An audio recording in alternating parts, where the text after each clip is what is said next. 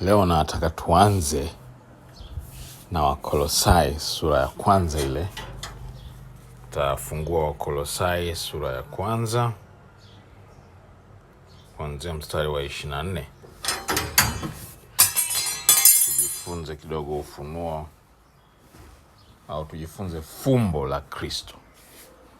Kwa hiyo katika mfululizo huu nitatajia jina la kipengele ambacho tunajifunza leo kuwa ni fumbo la Kristo. Mtume Paulo anatupa ufunuo wa siri. Sasa hiyo siri ni fumbo ambalo mitume, manabii, watu wa kale walikuwa wamefumbwa tokea siku nyingi. Wakati wakifanya unabii ule waliofanya, walifumbwa. Kuna kitu walifumbwa. Sasa mtume Paulo anatufunulia kitu hiki tunachokisoma hapa na maana yake ni nini. Tutaangalia kidogo katika mfululizo huu wa somo la ibada ambao tunaendelea nao, na leo ni sehemu ya 10. Mstari wa 24 wa Kolosai 1:24 inasema, sasa nayafurahia mateso nilionayo kwa ajili yenu, tena nayatimiliza katika mwili wangu yale yaliyopungua ya mateso ya Kristo kwa ajili ya mwili wake, yaani kanisa lake, ambalo nimefanywa mhudumu wake sawasawa na uwakili wa Mungu niliopewa kwa faida yenu, nilitimize neno la Mungu. Siri ile iliyofichwa tangu zamani zote na tangu vizazi vyote, bali sasa imefunuliwa kwa watakatifu wake, ambao Mungu alipenda kuwajulisha jinsi ulivyo utajiri wa utukufu wa siri hii katika mataifa, nao ni Kristo ndani yenu, tumaini la utukufu. Ili kutokupoteza kila kitu katika kusoma kwangu, ningependa kuelezea baadhi ya vitu ambavyo tumeviona hapa, ambavyo mara nyingine watu hudhani vilikuwa na maana fulani ambayo kumbe ni tofauti na ukweli hasa. Katika mstari wa 24 huu, mtume Paulo anasema, sasa nayafurahia mateso nilionayo kwa ajili yenu, tena nayatimiliza katika mwili wangu yale yaliyopungua katika mateso ya Kristo. Mtu anaweza kusema hapa kwamba mateso ya Kristo yalikuwa na upungufu, yalipungua, hayakutosha kutimiza kusudi la mateso, la yale mateso. Lakini si kweli. Hapa mtume Paulo anamaanisha mateso yaliyopungua sio mateso yaliyopungua kutosheleza uteswaji ambao Kristo alitakiwa kuteswa. Ni mateso yaliyopungua katika kanisa kwa ajili ya mwili wake. Ni mateso ambayo mwili wake haujayafikia. Yaani mwili wake ndio umepungua yale mateso. Yaani yeye alitakiwa kuteswa zaidi ili kufikia kiwango ambacho Kristo alikuwa ameteswa. Hana maana kwamba kuteswa kwake kuna kamilisha mateso ambayo Kristo alitakiwa kupata. Mateso ambayo Kristo aliyapata yalikuwa yanatosha. Yalikuwa ni mateso yaliyokamilika. Hahitajiki mtu mwingine tena kuteswa ili kumsaidia Kristo kutimiza hesabu ya mateso aliyotakiwa kuteswa. Na wengine wanafundisha na kuishi maisha ya mateso sana, wakisema kwamba Ukristo ni mateso tu. Mtu anayeingia Ukristo amechagua kuishi maisha ya mateso, amechagua kuteseka. Na wengine wanateseka kweli. Ikifika ile kipindi kabla ya Pasaka ambapo mateso ya Kristo huwa yanaigizwa na makundi tofauti ya waamini ili kuonyesha tu jinsi Kristo alivyoteseka. Basi kipindi kile kuna watu ambao kweli kabisa huwa wanagongemelewa kabisa na misumari. Kuna watu wengine wanatembea kwa magoti umbali wa hata mpaka kilomita 1 kujaribu kuunga mkono mateso ya Kristo. Wengine wanaumwa na wanasema wanaunga mkono mateso ya Kristo kwa sababu kule kuumwa ni sehemu ya mateso ya Kristo. Wengine wanaishi maisha ya taabu, wanakosa wanasema kwamba wana maisha mazuri.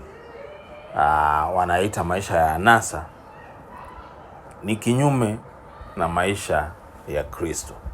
Kwa hiyo kwa kuishi kwao maisha ya taabu, maisha ya uhitaji, maisha duni, maisha ya kuombaomba, maisha yenye desperation, wao wanaona kama wanashiriki mateso ya Kristo, wanachangia katika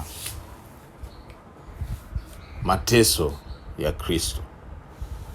Hasa hili sio sahihi. Sio sahihi kwa sababu Kristo alimaliza mateso yote yaliyokuwa yanahitajika, alimaliza. Sasa hizi Kristo hahitaji tena mtu ateseke. Hahitaji mtu aumwe au afunge kwa muda mrefu huku akiwa anasubiri Kristo amruhusu kuanza kufanya huduma.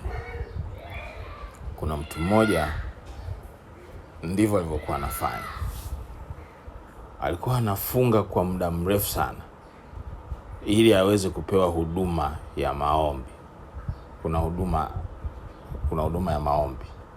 Kuna watu wenye huduma za maombi, yani wenye kazi yao ni kuombea wengine tu. Sasa huyo mmoja yeye alisema nilikwenda kwake kuombewa nikiwa bado mchanga. Kwa tulikwenda mimi na mke wangu kuombewa.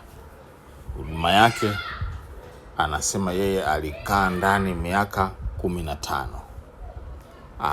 Hatoki nje, hafanyi kazi yoyote, anakaa tu ndani. Na kazi yake huko ndani ilikuwa ni mateso, anateseka kwa ajili ya kupata huduma kwa ajili ya Kristo.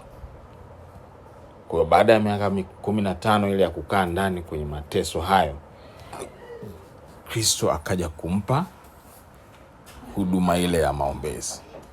Kwa hiyo alikuwa akiwaombea watu matatizo yao tofauti, nao wanapokea sawa sawa na uhitaji wao. Lakini mara zote alivyokuwa akituombea, mimi alituombea pamoja mara moja tu. Tulikwenda wakati mtoto wetu wa kwanza akiwa mdogo, kama sikosini mtoto wa pili alikuwa mdogo, anaitwa Isaac. Kwa tumekwenda naye kwenye maombi kule, yule mama akatuombea.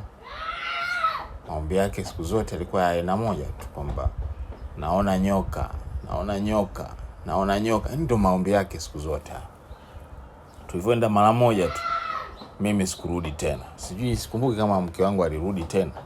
Lakini yule mtu aliyotupeleka kwenye hayo maombi, naye baada ya muda fulani umeenda, alikuwa akienda mara kwa mara kwenye maombi ya huyo mama. Naye ikafika wakati ushuhuda aliokuwa nao ni nyoka. Maombi yake yalikuwa ni nyoka tu. Kila akiomba ameona nyoka. Kwa hiyo akaachana naye pia. Baadaye sana ikaja kugundulika kwamba kumbe yule mama bwana alikuwa na miroho tofauti kabisa na Roho wa Mungu. Roho Mtakatifu hahitaji usubiri miaka 15 ili udhihirishe vipawa alivyokupa. Vipawa amekupa viko wazi kabisa. viko vipawa wazi. Unasoma kabisa kwenye Biblia unakuta vile vipawa vipo pale.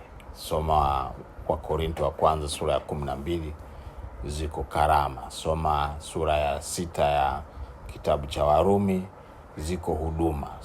Soma sura ya 4 kitabu cha Wakorinto, ziko huduma. Viko vipawa, karama, huduma, vyote amevitoa bure. Huhitaji wewe kukaa kipindi fulani, kufunga sana, kukesha sana, kutoa sadaka sijui, ili uvipate hivyo vipawa. Mtu mwingine yeye aliambiwa, aliota ndoto moja. Siku moja kaota ndoto, akaja kukutana na mtu akamwambia kwamba umeota ndoto usiku hivi na hivi na hivi, mtu wa kwanza. Baadaye tena akakutana na mtu wa pili akamwambia umeota ndoto usiku hivi na hivi na hivi. Yule bwana naye alikuwa ni mtu ambaye alikuwa mchanga kidogo. Akastuka akasema, huyu ni Mungu kweli. Na ndoto yenyewe ilikuwa ni kwamba baada ya siku kadhaa utaumwa ili uweze kupata huduma ambayo Mungu anakupa. Utaumwa kipindi fulani, alafu ukishaumwa utalala kitandani sijui miaka kadhaa. Ukishalala kitandani miaka hiyo, baada ya miaka hiyo kupita, Mungu atakuwa amekulaza kitandani, anakufundisha, anakupa ugonjwa huo kukufundisha. Baada ya hapo utapona na huduma yako ndio itaanza hapo. Kuna kamkingamo fulani kama mtu kuanza huduma yake. Yule bwana akakubaliana na yule mtu. Sasa kilichompa mwanga kwamba yale mambo yalikuwa ni ya roho tu zidanganyazo, hata zikija na vindumbwe kiasi gani, ni roho tu zidanganyazo. Kilichompa mwanga yule ndugu ambaye alikuwa ni mchanga, shetani ujanja wake uko limited. Akafika mahali akaanza kumwambia kwamba kwa kipindi chote cha miaka 8 utakapokuwa umelala ukisubiri huduma yako, Mungu hatakuruhusu usome Biblia, usome neno la Mungu. Alivyosikia hivyo akajua kwamba hii Ichabod, hakuna Mungu kabisa hapo. Akakataa kwa nguvu sana, ongea kwa nguvu sana kumkana yule mtu, na akatoka kwenye lile kundi kwa nguvu. Yaani kila mtu akiwa anajua, akaachana na lile kundi. Wengine huambiwa kwamba wanateseka kwa ajili ya Mungu ili apate utukufu. Mstari huo unatumika kwamba mateso yao ni ili Mungu atukuzwe. Yaani kuteswa kwao nimeshaiongelea kidogo huko nyuma, lakini si vibaya kuirudia tena katika wakati huu maalum. Wanateswa ili Mungu atukuzwe. Wanatoa kabisa na mifano kwenye Agano la Kale, jinsi watu walivyoteswa. Ayubu alivyoteswa. Kuna mama mmoja, mke wa alikuwa ni Hana, yule mke wa au tuseme mama yake na Samueli, mke wa Yakobo. Waliteswa hawa ili wasipate uzao, mpaka waombe sana, mpaka wamlilie sana Mungu. Mungu alifunga matumbo yao mpaka wamlilie sana, ili afungue yale matumbo yao, halafu ndipo Mungu atatukuzwa. Hiyo wala haikuwa malengo ya Mungu. Kwa nini Mungu alifunga matumbo ya hao watu? Kwa sababu majira ya kufanyika vile vilivyotakiwa kufanywa na hao watu yalikuwa hayajatimia. Mungu anafanya kazi kwa utaratibu uliopangiliwa vizuri sana, kwa majira na nyakati zake. Hafanyi tu eti kwa sababu anataka labda kutukuzwa tu. Mungu hahitaji utukufu kupitia hivyo vitu ambavyo watu wamevitumia siku nyingi kujaribu kuonyesha kwamba Mungu ana njaa sana ya utukufu kiasi hicho. Kwa hiyo katika kuelezea mstari huu ni kwamba hakuna mateso yoyote ambayo unahitaji kuyapitia ili Mungu atukuzwe, au ili kuongezea chochote katika mateso ambayo Kristo aliteseka. Mateso ya Kristo yalikamilika. Hata mwenyewe alipokuwa msalabani pale alisema imekwisha. Alipitia mateso yote aliyoandikiwa kuyapitia ili kulipa gharama ya uovu na dhambi ambavyo vilikuwa vimesimama kati yetu na Mungu. Alimaliza mateso yote. Hakubakiza sehemu ili mtume Paulo aje yatimize, au ili mchungaji fulani aje yatimize, au ili nabii fulani wa kileo aje yatimize, ili au muumini fulani aje yatimize. Kwa hiyo tuelewe huo ndio ukweli wenyewe. Hakuna chochote unachoweza kufanya wewe kuyaongezea mateso ya Kristo. Hakuna. Anachosema mtume Paulo hapa ni katika mwili wake. Yeye alitaka kuyafikia mateso ya Kristo, ni yeye tu katika mwili wake. Lakini Kristo alimtabiria kwamba mtume Paulo atateseka kwa ajili ya kusudi aliloitiwa, lakini haikuwa na maana kwamba kule kuteseka kwake kutaongeza. Kulikuwa kunahitajika ili kama sadaka vile, ili Mungu atukuzwe. Si kweli. Si kweli. Kwa hiyo mstari wa 25 anasema, ambalo ni mafanyo ya mhudumu wake sawasawa na uwakili wa Mungu niliopewa kwa faida yenu, nilitimize neno la Mungu. Siri ile, nafikiri anaongelea siri wa mahali fulani. Sasa hapa mstari wa 25 haongelei siri, alafu mstari wa 26 amerukia kwenye siri. Nafikiri ni tafsiri tu ya Biblia yetu hapa. Inatusumbua kwa kweli. Yaani haielezei, sasa ni fumbo, haielezei lile fumbo. Hizi tafsiri huaga zinakuwa zinaweza zikamfanya mtu akakosa kabisa muktadha wa kitu ambacho anakisoma. Kwa hiyo mstari wa 25 umeishia sehemu fulani, hauelezei chochote kuhusu siri, kuhusu fumbo. Kuhusu fumbo analolisema Mungu. Mstari wa 26 umeanza na fumbo.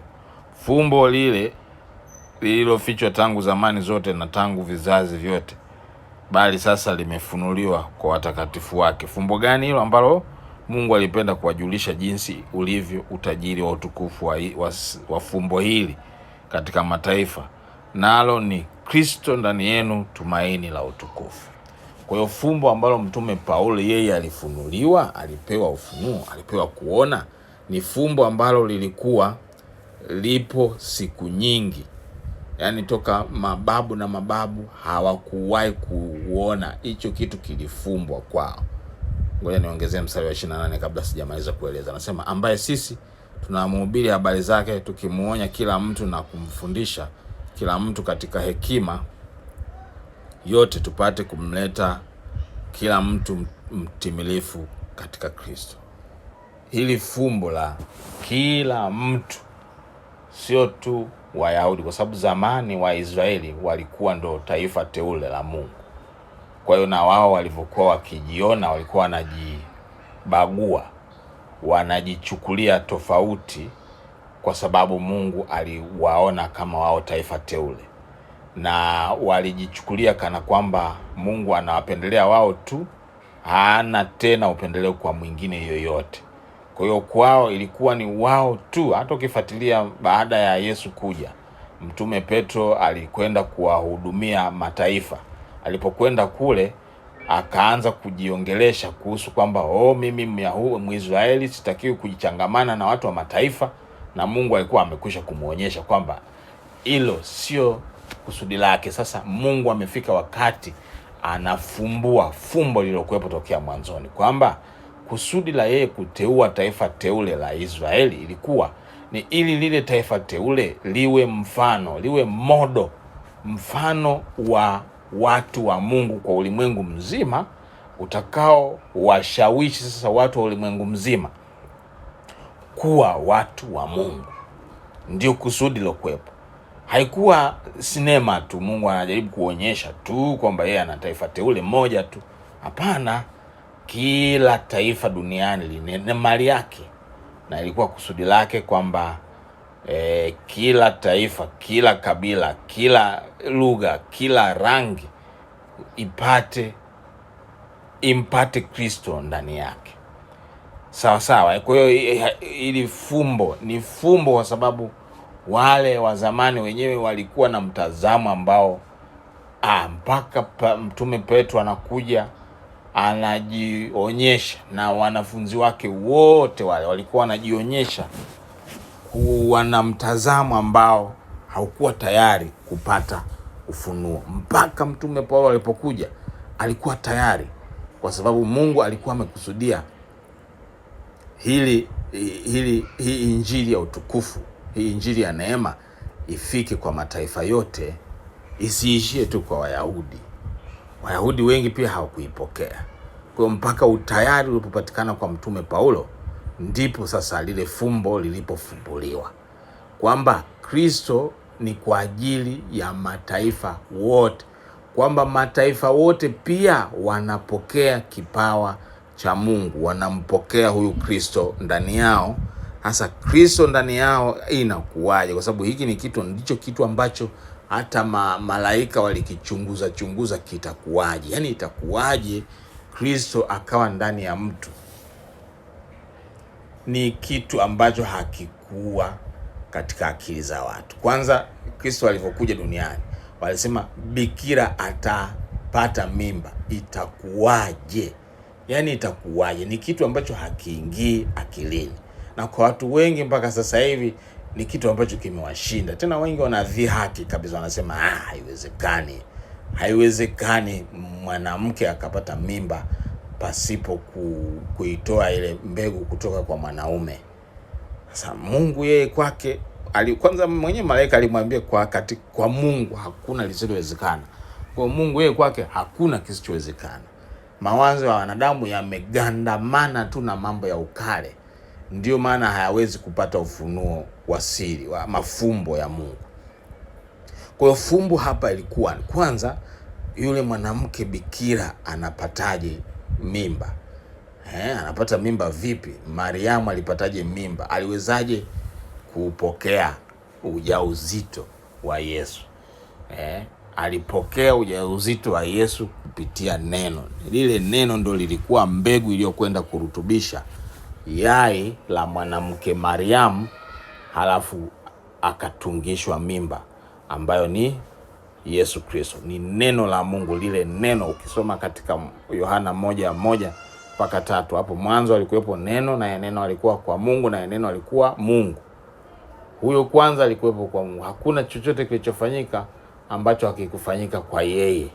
Mstari wa 18 anasema naye neno alifanyika kuwa mwili akakaa kwetu, nasi tukauona utukufu wa Mungu, utukufu kama wa mwana atokaye kwa Baba. Kwa hiyo hilo neno ndivyo jinsi lilivyoingia ndani ya mwili, liliingia kwenye mwili kabisa wa Mariamu, kwenye tumbo la uzazi la Mariamu. Lile neno likaingia, likakuta yai kule, likalirutubisha lile yai sawa sawa kabisa na mbegu ya kiume ambavyo ingeingia na kulirutubisha lile yai. Tofauti yake tu ni kwamba hii mbegu hii ya neno la Mungu ni mbegu isiyoharibika. Utajisomea tena mwenyewe katika waraka wa kwanza wa Petro sura ya kwanza mstari wa 23. Kwa hiyo ile mbegu isiyoharibika ndio ilikwenda kutungisha mimba ndani ya tumbo la Mariamu. Sasa wewe na mimi tunapokeaje sasa? Kristo anaingiaje ndani mwetu? Kristo anazaliwaje ndani mwetu? Ndicho ambacho tumejifunza tayari. Ni kwa mbegu ile ile isiyoharibika, kwa mbegu ambayo ni neno la Mungu. Kwa hiyo hii ilikuwa ni mojawapo ya fumbo, ni moja ya fumbo ambalo, au ni fumbo kubwa ambalo wanadamu walikuwa hawajafumbuliwa, kwamba Kristo anaingia ndani ya moyo wa mtu, na kule kule kuingia ndani ya moyo wa mtu kwa Kristo au kwa Yesu au kwa lile neno unalolipokea, ndiyo tumaini pekee la utukufu. Tumaini la utukufu. Maana yake nini tumaini la utukufu? Maana yake, tuanze sasa kwa tafsiri ya utukufu. Kwanza kabisa, ukisoma katika, nafikiri ni Warumi, huwa zinanichanganya kidogo, Warumi either sura ya 3 mstari wa 23 au sura ya 6. Ngoja niende tu basi hapo. Kati ya Warumi sura ya 6 na sura ya 3. Anasema wote wametenda dhambi na kupungukiwa na utukufu wa Mungu. Najua nitahitaji tena kuelezea vizuri hapo. Nimeanza na Warumi sura ya 3. Yes, ni huo. Warumi sura ya 3 mstari wa 23 na wa 24. Kuna neno utukufu hapa. Ndio kusudi langu. Nataka nisome ili tulione ile neno utukufu afu tulielezee maana yake nini. Anasema kwa sababu wote wamefanya dhambi na kupungukiwa na utukufu wa Mungu. Wanahesabiwa haki bure kwa neema yake kwa njia ya ukombozi ulio katika Kristo Yesu. Wote wametenda dhambi. Niboreshe kidogo hii sentence. Wote wamefanyika kuwa dhambi. Wote wamekuwa dhambi, sio kutenda dhambi. Kutenda dhambi sio issue. Unatenda dhambi tu pale unapokuwa wewe mwenyewe ni mdhambi kwanza. Kutenda dhambi ni matokeo ya wewe kuwa mdhambi. Kwa hiyo naweza nikaiboresha hii mstari kwa kusema wote wamefanyika kuwa dhambi. Kwa kuwa wamefanyika kuwa dhambi, wameondokewa na utukufu wa Mungu. Wameondokewa, hawajapungukiwa tu, yani umeondoka kabisa ule utukufu wa Mungu. Haupo tena ndani yao. Hakuna utukufu wa Mungu ndani ya hawa watu ambao wamefanyika kuwa dhambi. Kwa hiyo kumbuka, dhambi ni kuwa, ni hali ya kuwa. Kama tulivyoongelea mwanzoni kuhusu roho ni hali ya kuwa, kwa hiyo ile dhambi nayo ni hali ya kuwa. Ni roho, ni kuwa kwa mtu, kuwa na asili. Dhambi ni asili. Dhambi ni ule uharibifu, uozo, uchovu, uchakavu na kadhalika, ndio dhambi hiyo. Kwa hiyo mtu mwenye asili ya dhambi hajapungukiwa tu na utukufu wa Mungu, bali hana kabisa utukufu wa Mungu. Kwa hiyo ndio maana nasema wote wamefanyika kuwa dhambi na kuondokewa na utukufu wa Mungu. Kwa hiyo kama wamefanyika kuwa dhambi na kuondokewa na utukufu wa Mungu, tumaini lao liko wapi? Liko wapi tumaini la utukufu? Anasema wanahesabiwa haki bure kwa neema yake kwa njia ya ukombozi ulio katika Kristo Yesu. Kwa hiyo tunaanza kuona utukufu huu upo katika Kristo Yesu. Twende tena katika Wakolosai ile 1:27, anasema Wakolosai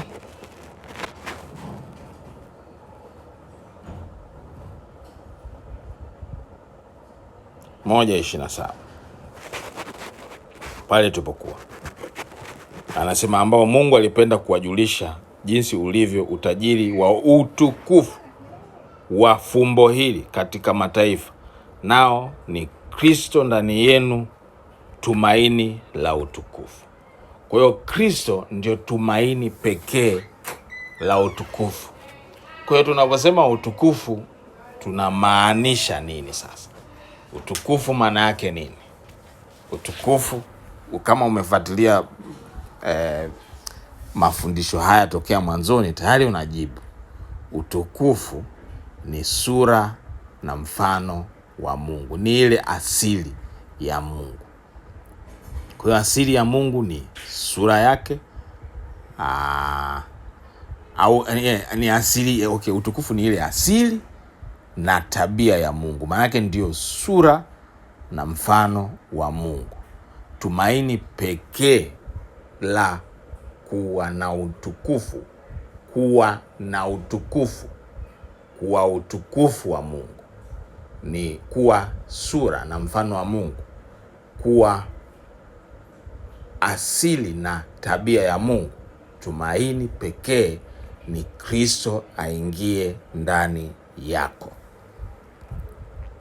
Kwa hiyo Kristo ndani yako ndiyo tumaini la mtu yoyote kuwa kama vile Mungu alivyo. Kristo peke yake. Hakuna tumaini la mtu kuwa kama Mungu alivyo, kuwa na asili ya Mungu, kuwa na tabia ya Mungu, kuwa na asili, yani kuwa roho, isipokuwa kwa Kristo. Kristo Yesu peke yake ndiyo njia pekee ya mtu kurejelea kuwa na ule utukufu ambao aliupoteza. Nilisema utukufu uliondoka, ulibadilishwa, au kwa Kiingereza cha haraka hapo ulikuwa replaced. Utukufu ulibadilishwa na asili nyingine. Asili ya utukufu iliondoka, ikaingia asili ya uharibifu au asili ya upungufu, kupungukiwa au kuondokewa na asili ya Mungu. Popote Mungu alipo kuna utukufu wake, yani kuna uwepo, kuna asili, kuna udhihirisho wa nguvu zake. Popote pale Mungu alipo kuna udhihirisho wa nguvu zake. Anaweza kujidhihirisha kwa kutumia, kwa sasa tunaweza kuona vipawa vikitenda kazi. Tunaweza kuona ishara, matendo makuu. Tunaweza kuona hekima fulani ambayo sio ya kibinadamu. Tunaweza kuona miujiza. Tunaweza kuona mambo makubwa kama uponyaji wa kimiujiza. Mtu labda alikuwa hana kabisa mguu kachomoka. Amezaliwa hana miguu ikachomoka, akaanza kutembea na miguu, wala hakujifunza. Huyo imetokea moja kwa moja, ameanza kujifunza. Huo ndio udhihirisho wa utukufu wa Mungu. Bwana Yesu, maana ndio utukufu wa Mungu, aliudhihirisha uwepo wa Mungu kila alipokwenda, alivyoongea, alipotembea, alipofanya zile ishara na maajabu na matendo makuu. Ilikuwa ni katika kusudi la kuudhihirisha huo uwepo wa Mungu, hiyo sura, mfano, hiyo asili na tabia ya Mungu popote pale alipokuwa. Kwa hiyo hili lilikuwa ni fumbo. Wale watu wa zamani lilikuwa limefumbo kwao, walikuwa hawalijui. Nilitaka nielezee hii kwa sababu hapa ndipo tulikuwa tumeishia katika mfululizo wetu katika sehemu ya 9. Yaani tumaini la utukufu ni kitu gani? Naona sasa umekipata vizuri. Tumaini la utukufu wa Mungu katika maisha ya wanadamu ni kule kupokea hali ya kuwa wana, ni kupokea ile asili ya Mungu. So wakati wowote utakaposikia neno utukufu, akili yako ikimbie mara moja kutafsiri maana ya utukufu. Utukufu sio hisia tu, sio wingu. Maana tulivyokuwa tukijifunza mwanzoni huko, tulivyokuwa changa katika kujifunza kukulia wokovu, tulijifunza mfano wa wana wa Israeli walipokuwa wakitokea Misri. Walikuwa wanafunikwa na wingu la utukufu. Kwa kuwa na msemo kwamba wingu limeondoka, hapo halipo tena wingu. Wewe umebakia sehemu wingu lilishaondoka, lilishahama hapo. Kwa hiyo yani wingu maana utukufu wa Mungu haupo. Kwa hiyo watu walikuwa na hisia zao zinazoweza kusema ni utukufu. Kuna watu wengi sana wameuweka huo utukufu katika namna ya vitu. Mfano, kuna mtu niliwahi kukutana naye anasema alikwenda kuombewa nchi fulani ya jirani tu hapa Afrika Mashariki. Walimfuata watu fulani, alikuwa na matatizo mengi, wakasema wewe unahitaji kwenda kuombewa mahali fulani. Hapo mahali kuna kuna kijiti. Hicho kijiti kilikuwa ni sehemu kama gamba, vilikuwa ni sehemu sijui ya mti ambao Yesu sijui aliufanya nini, sijui ulikuwa kwenye kaburi la Yesu. Watu wengine wanasema kuna mahali fulani imewekwa sanda ya Yesu kule, watu wanakwenda kuiabudu ile sanda. Yani ile sanda iliyokuwa kwenye kaburi la Yesu ili kwa namna fulani ilipata kutokelezea huku Tanzania, na ipo hapa Tanzania, imewekwa sehemu fulani. Watu wanakwenda kule, wanakwenda kwenye hiyo sanda ya Yesu, wanakwenda kuhiji pale kwenye sanda ya Yesu. Mwingine alikuwa anapewa manyoya kabisa, anapewa hili nyoya hili limeunganishwa na Yesu. Yani Yesu alivyokuwa akiishi, haya manyoya alikuwa anayatumia labda kuandika au kufanyia vitu fulani vya kimwili tu. Kwa hiyo ukilichukua hili nyoya ukaliweka kule ndani mwako, litakusaidia, litakupatia vile vitu unavyohitaji, litakulinda. Wengine walipokea tu maono, yakatokea kweli. Yani maono yao, katika maono yao wakaona majivu fulani yanakuja, wakayapokea yale majivu kweli, yakatokea majivu live, wakayafunga kwenye makaratasi. Wanasema hayo majivu ni utukufu wa Mungu, ni utukufu wa Mungu.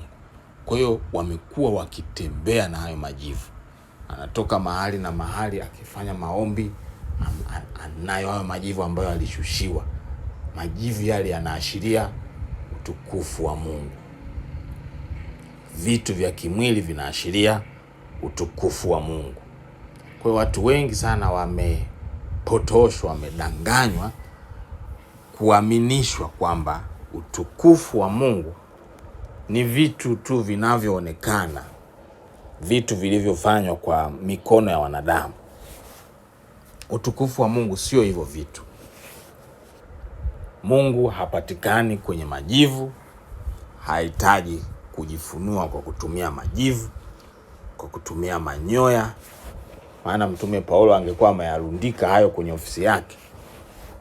Rundika hayo manyoya, majivu, yote mengine, hata magamba yale yalotoka kwenye macho yake angeyachukua yale akayahifadhi kwenye museum fulani, ili watu waende wakayaabudu hayo magamba, wakajiunge nayo. Ni rahisi sana kwa mtu wa kimwili, mwenye akili za kimwili, kushawishiwa na vitu kama hivyo. Utaambiwa kuna magamba ya macho ya Mtume Paulo hapa, nikikuwekea machoni mpako, kama ulikuwa huna maono na njozi na nini, utaanza kuona, wanakuwekea yale kwenye macho yako. Ni uongo tu. Sasa hivi utukufu wa Mungu ni kamili ndani ya yeye aliye na Yesu Kristo. Utukufu wote ulioko mbinguni, wote kabisa kabisa kabisa. Kule mbinguni tena hakuna utukufu uliosalia. Utukufu wote upo ndani ya mtu aliyezaliwa na Mungu, aliyezaliwa katika Kristo. Hakuna tena utukufu wa Mungu unaopatikana mahali fulani, kwenye vitu fulani. Kila utukufu ambao mtu anaohitaji amekwisha kuupata tayari ndani yake, kwa sababu ndani yake anaye Kristo. Kristo pekee yake ambaye ni Roho ndio tumaini la ule utukufu.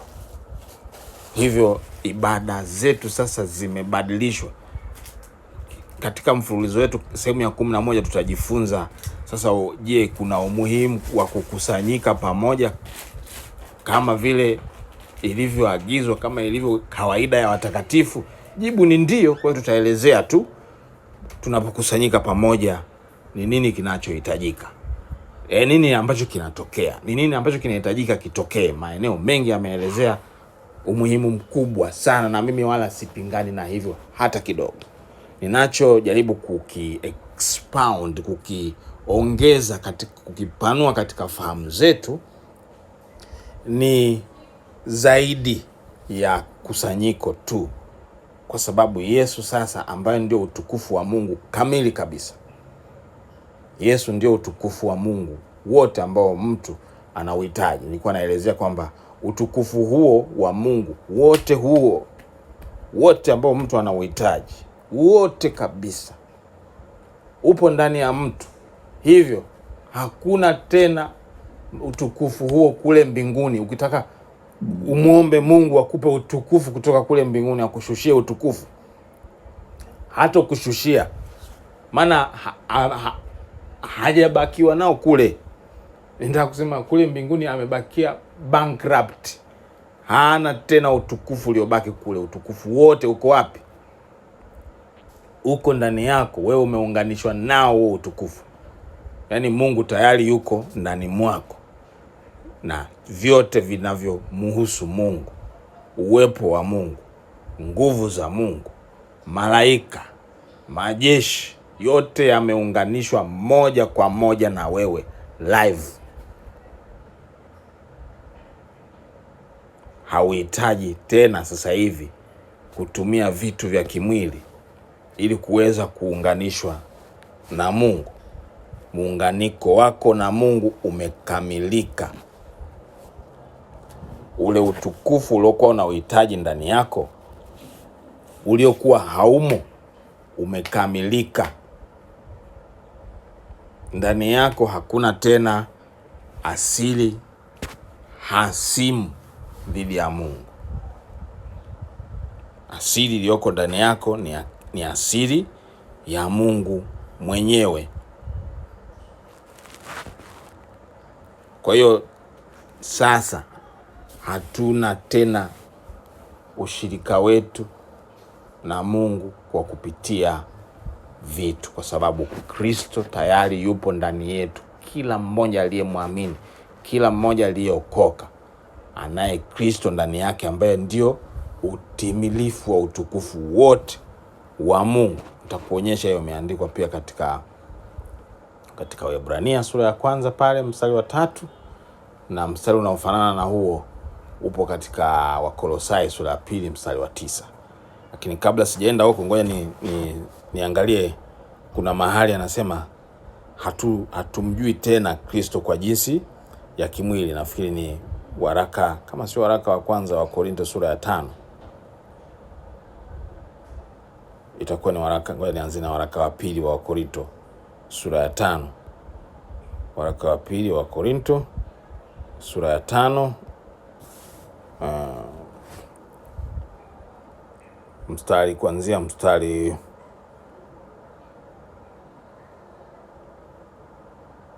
Okay.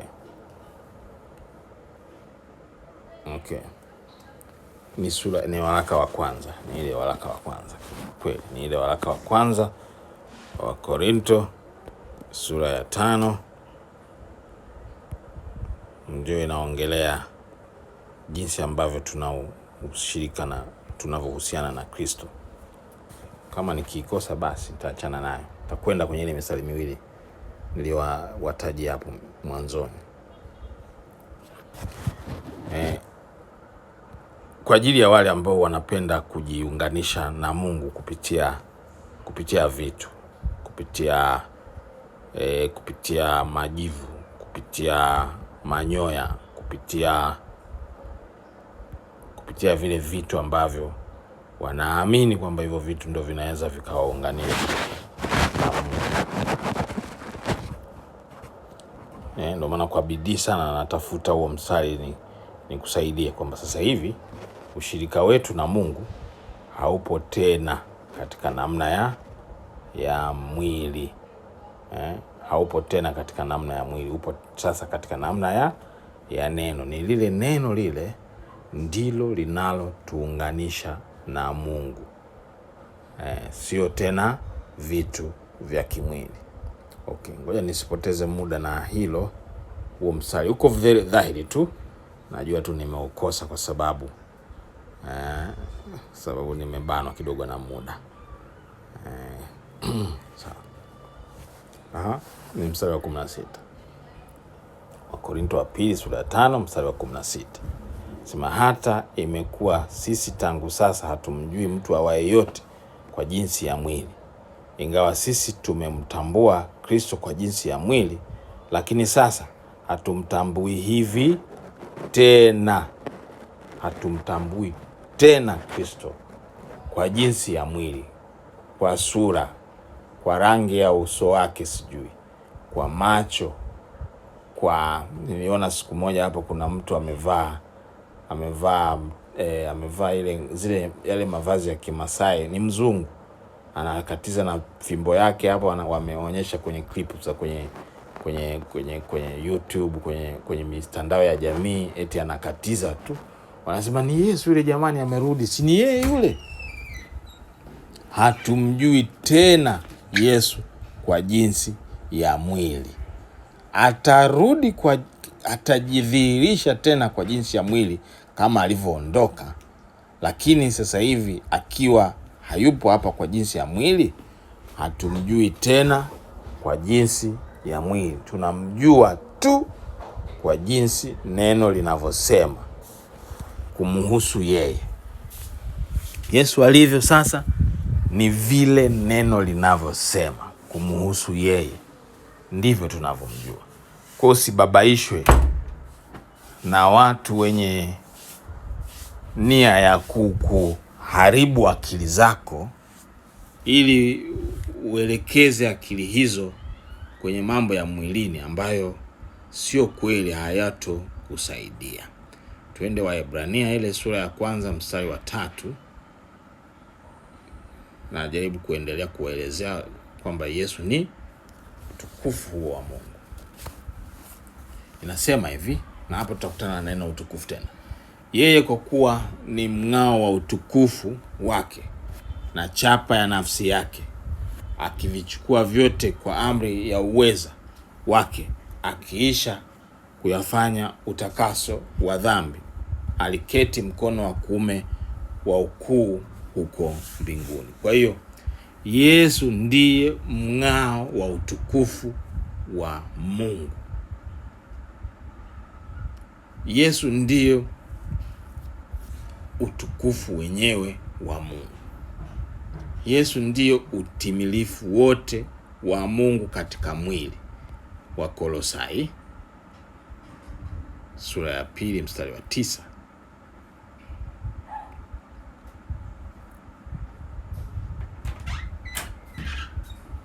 Maana katika yeye unakaa utimilifu wote wa Mungu kwa jinsi ya mwili, katika Yesu.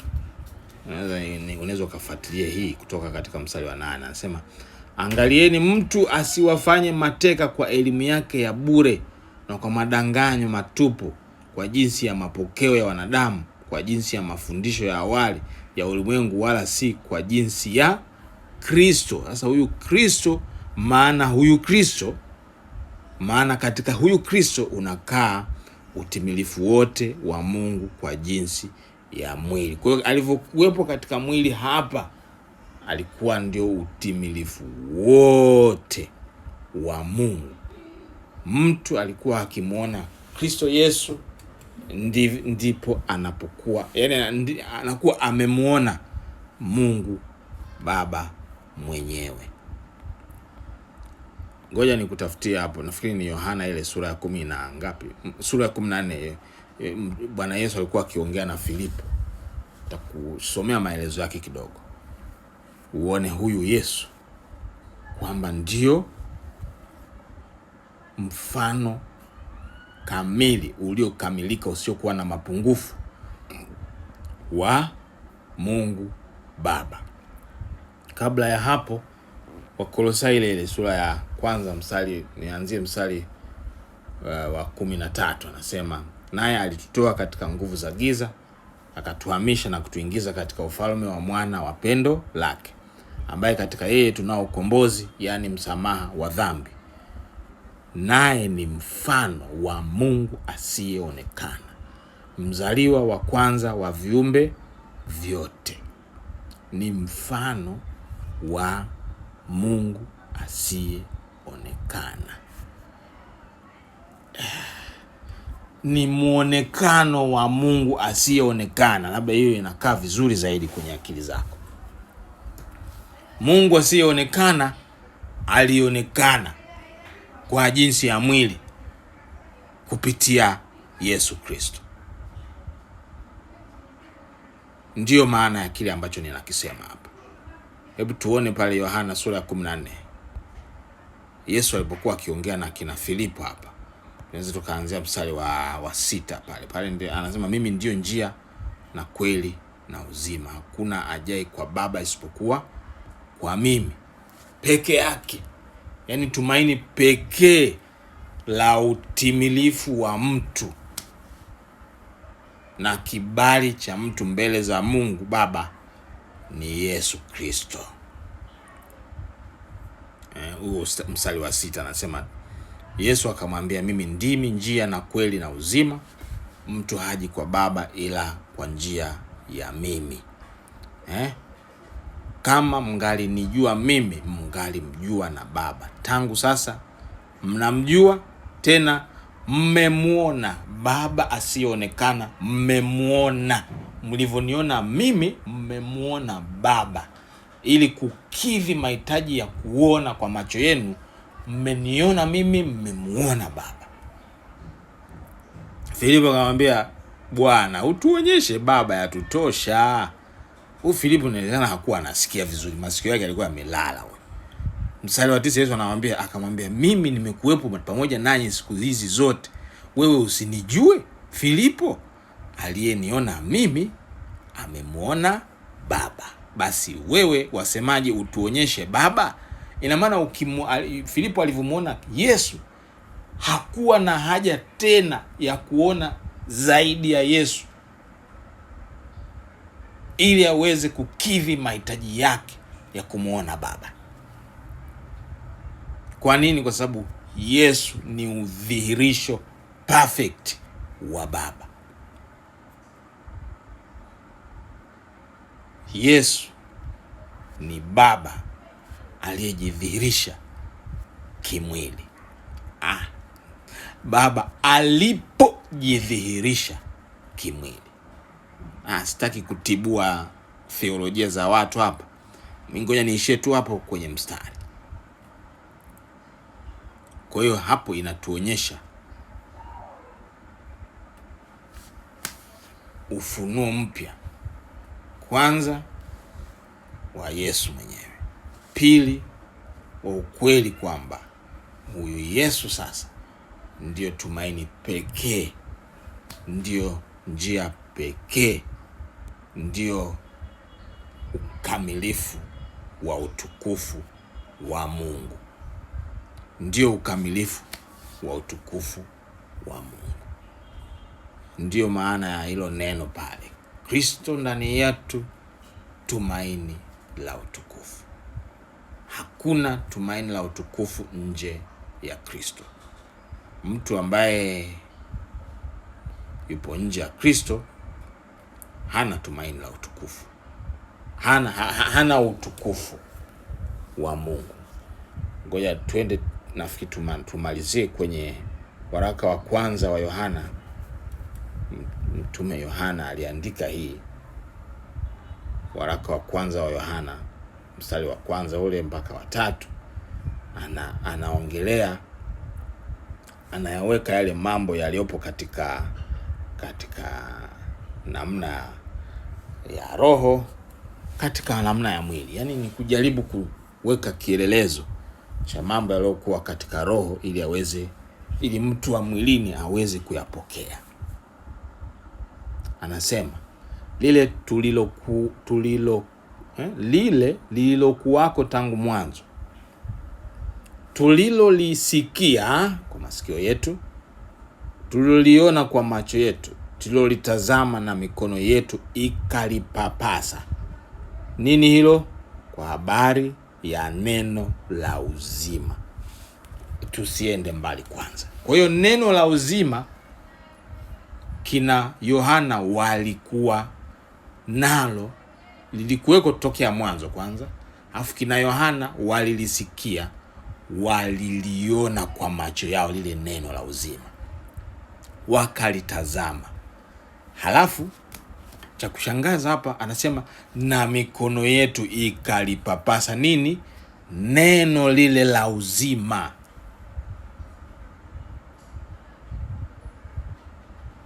Anasema na uzima huo ulidhihirika, nasi tumeuona, tena twashuhudia na kuwahubiri ninyi ule uzima wa milele uliokuwa kwa Baba ukadhihirika kwetu. Ule uzima wa milele ulibeba umbo, ukadhihirika katika mwili. Ulidhihirika katika mwili. Uzima wa Mungu, utukufu wa Mungu ule ulikuwa ukitokea katika hekalu, watu wanashindwa kusimama, ulidhihirika, ulidhihirika katika mwili. Lugha haiwezi kubeba yale ninayotaka kuyasema. Kwa hiyo naishia tu hapo kwamba ulidhihirika katika mwili. Ulikuwa unatembea, ule utukufu unatembea, watu wanaopapasa, wanaogusa kabisa na hawaanguki. Ila mara moja tu walianguka, watu walianguka mara moja. Nitakuonyesha na hapo sitakuwa na haraka, nataka tuende taratibu. Kwa hiyo ule utukufu ule ambao katika Agano la Kale ulikuwa ukishuka katika hekalu, ulishuka wakati na Mfalme Suleiman akiliweka wakfu lile hekalu, watumishi wote wa pale madhabahuni wakaanguka, hawakuweza kusimama.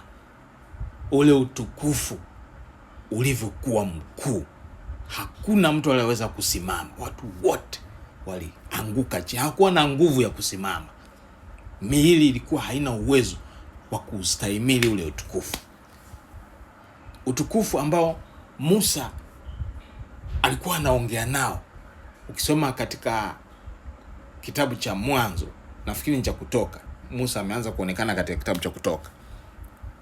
Mara kwa mara Musa alikuwa amejenga hema la kukutania. Mara kwa mara Mungu alivyokuwa akishuka anasema utukufu ulikuwa unaonekana kwenye mlango wa hema pale. Musa alikuwa anaenda kuongea na ule utukufu. Alikuwa anauona ule utukufu. Ule utukufu ulikuwa unatisha sana. Ule utukufu, Musa alivyokwenda mlimani akakaa kwa siku 80, alivyoshuka kule mlimani ulionekana katika sura yake. Yaani alikuwa na mng'ao wa utukufu. Huo utukufu wa Yahudi walivyouona kwenye sura ya Musa wakaanza kuuogopa. Wakamwambia Bwana, funga hapo kwenye uso wako hapo tusiwe tunaona. Huo utukufu unatutisha. Ulikuwa unatisha kule kwenye Agano la Kale. Yohana hapa anakuambia ule utukufu ule uzima wa Mungu ule tuliupapasa, tuliuona, tuliusikia, tulikaa nao. Ulikuwa una miguu, ulikuwa una mikono, una macho, ulikuwa na masikio, ulikaa na sisi. Ulikuwa na sisi katika hali ya mwili. Yule Baba alijidhihirisha kwetu katika hali ya mwili. Narudia tena mstari wa pili, anasema na uzima huo ulidhihirika, nasi tumeuona, tena twaushuhudia na kuwahubiri ninyi ule uzima wa milele uliokuwa kwa Baba ukadhihirika kwetu. Ukatembea kwa miguu. Tuliona mikono ya utukufu, tuliyaona macho ya utukufu, tuliyaona masikio ya utukufu, tuliyagusa tukayapapasa hivi. Huo utukufu wa Mungu. Ngoja nikuonyeshe zaidi hapo. Yohana anaongelea huo utukufu. Yohana ule mstari wa Yohana ile 1:14 anaongelea utukufu huo tena. Anauongelea utukufu huo tena. Hilo tumaini la utukufu kwamba ni Kristo anaongelea tena hapa. Yohana Mtakatifu 1:14 anasema naye neno alifanyika mwili akakaa kwetu, nasi tukauona utukufu wake. Ule utukufu tuliouona ule, bwana nimalize kusoma kwanza. tukauona utukufu wake, utukufu kama wa mwana pekee atokaye kwa Baba, amejaa neema na kweli. Anasema ule utukufu tuliouona ulikuwa utukufu, yani ulionekana, ulikuwa na miguu, ulikuwa ni mwana wa Baba. Ule utukufu tuliuona. Unganisha na ile waraka wa kwanza wa Yohana anaposema tuliupapasa, tuliusikia, tulikaa nao. Ule ambao watu walikuwa wakiuona wanaanguka, sisi tulikaa nao. Nisema nitakuonyesha mahali ambapo uliwaangusha watu pia. Natumaini nitapata hapo. Wakati Yesu alipokuwa anateswa, alipokuja watu walipokuja kumkamata wale, alijidhihirisha katika ile kuwa kwake, ile ukweli wa yeye mwenyewe, sio ule mwili waliokuwa wanauona. Yani pale aliufunua ule utukufu. Aliufunua mara mbili, aliufunua hapo, na wakati mwingine alienda mlimani na Petro na Yohana na Yakobo nafikiri. Alienda mlimani kule, akageuka sura, wakaona kama mng'ao wa mkubwa kuliko jua linavyoweza kung'aa. Waliuona utukufu, waliuona ule pale, wakaanguka chini, wakasinzia, wakalala usingizi. Narudia tena mstari wa 18, umenifurahisha sana. Anasema hivi, naye neno alifanyika mwili akakaa kwetu, nasi tukauona utukufu wake. Tuliuona utukufu wake, tuliuona kwa macho yetu. Utukufu ule tulivyouona ulikuwa kama vile wa mwana pekee atokaye kwa Baba. Tuliuona ule utukufu, tuliushuhudia, hatuwezi kukataa. Ukiushuhudia huu utukufu, huwezi kukataa, huwezi kuenda kinyume nao, huwezi kudhihirisha vitu tofauti na huu utukufu ulivyo. Watu wengi hawajaushuhudia, wanatarajia washukiwe na nguvu fulani liwaangushe chini. Walio wagalagale hivi wanaomba, wanaimba na wanasema utukufu wa Mungu umeshuka. Ni kweli, nakubaliana nao kweli, wengine huwa wanashukiwa na nguvu za Mungu kimwili. Lakini nataka uvuke kutoka kwenye hatua hiyo sasa. Huu utukufu ni, yani mwili wako ni makazi ya ule utukufu. Sasa kama ni makazi ya ule utukufu, utakuwa unaanguka kila saa. Utakuwa unatembea kama nyoka sasa. Unatembelea tumbo tu, kwa sababu wakati wote utukufu umekushukia.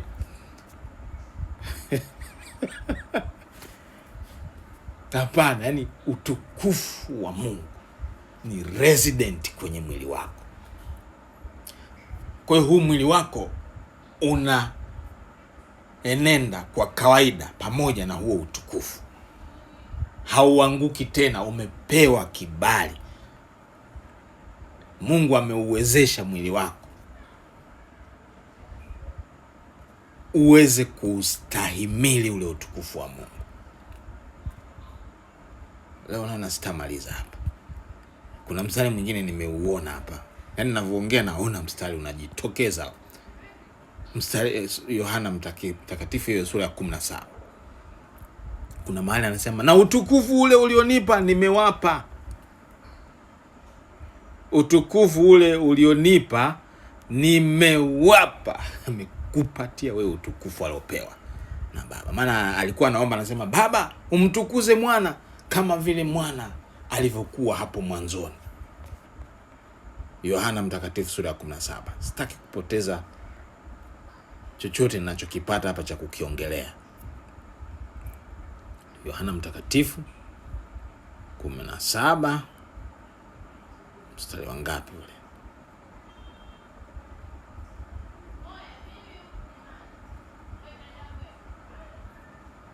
Mstari wa 22 anasema, nami utukufu ule ulionipa nimewapa wao, ili wawe na umoja. Nimalizie kusema ili wawe na umoja kama sisi tulivyo umoja. Sasa mistari hii hapa, hii lugha aliyoitumia hapa ilikosa maneno sahihi ya kusema. Alisema ili wawe mmoja kama vile sisi tulivyo mmoja. Mmoja vipi? Kusoma katika waraka wa kwanza sura ya 5 kule kuna sema, anasema huko mbinguni yuko Baba, yuko Neno, yuko na Roho, na hawa ni mmoja.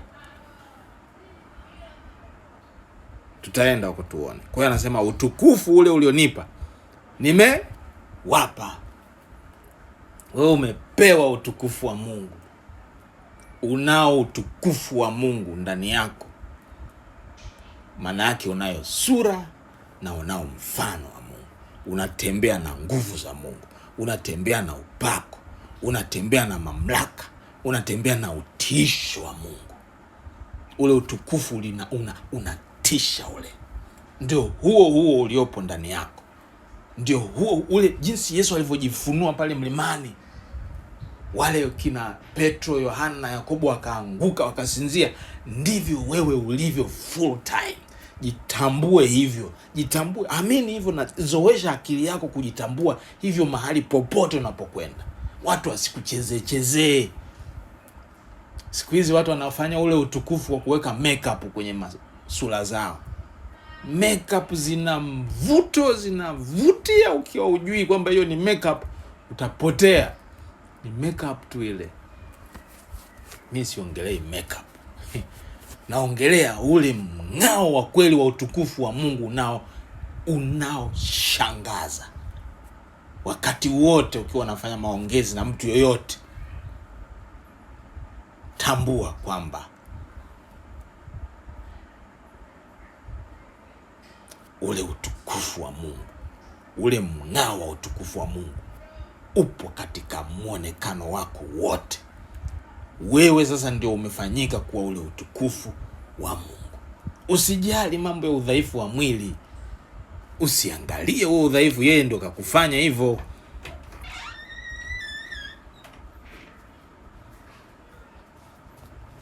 Ngoja niende hapo. Yohana, sikumbuki vizuri mateso ya Yesu katika Yohana alianzia alianzia chapter gani? Nafikiri chapter ya 18 au? Yes. Ngoja tuende chapter ya 18 hapo.